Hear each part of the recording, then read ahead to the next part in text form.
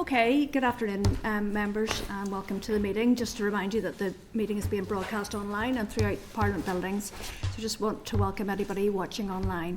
So if you can ensure your mobile phones are muted, thank you. So if you're content, we'll proceed with the agenda. So I have apologies from Claire Sugden. She's actually attending a session for the Women's Caucus over in the Scottish Parliament today, so that's where she is, and then we'll have Anya online. Okay, any declarations of interest to declare? Go ahead, please. There's an item of correspondence there from the Committee for Communities, so just declare I'm a member of that committee. Okay, thank you. Okay, so draft minutes. Chairperson's business, there isn't any. Draft minutes, so you'll find these on pages 6 to 14 of your pack, and just ask if you're content that these are a true reflection of the proceedings. Content. Okay, yeah. Content, thank you. Okay, so matters arising, there aren't any. So, members, we are going to receive our first briefing now. It's around the preparation for the Truth Recovery and Redress Bill. We're going to receive a policy briefing from departmental officials, so I'm just going to seek your agreement to move into closed session. Read. Okay, thank you. Committee Room 30. Sound.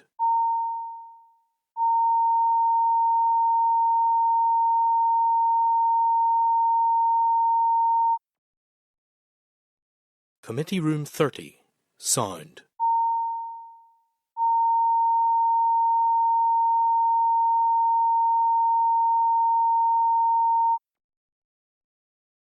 Committee Room 30. Sound.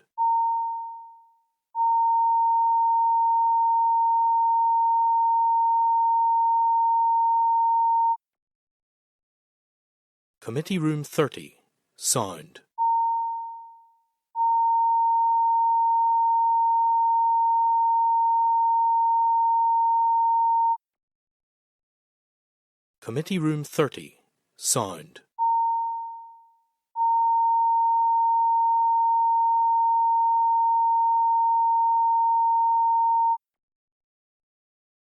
Committee Room 30.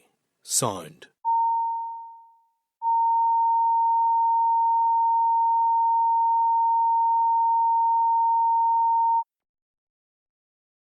Committee Room 30. Sound.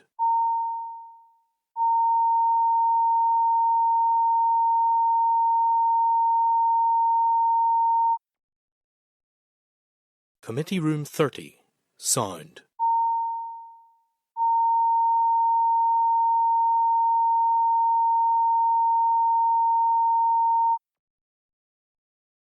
Committee Room 30.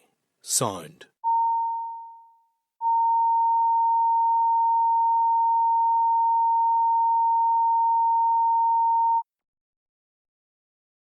Committee Room 30. Sound.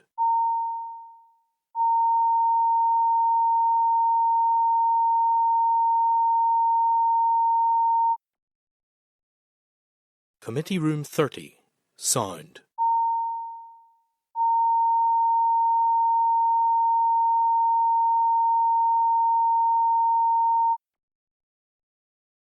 Committee Room 30. Sound.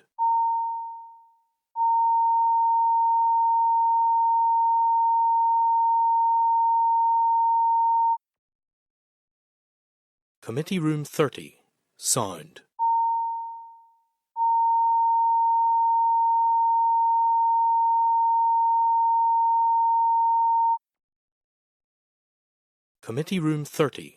Sound. Committee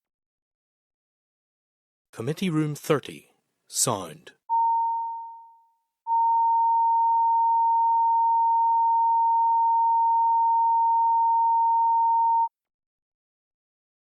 Committee Room 30. Sound.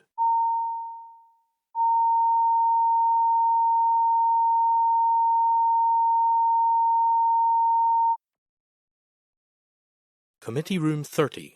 Sound.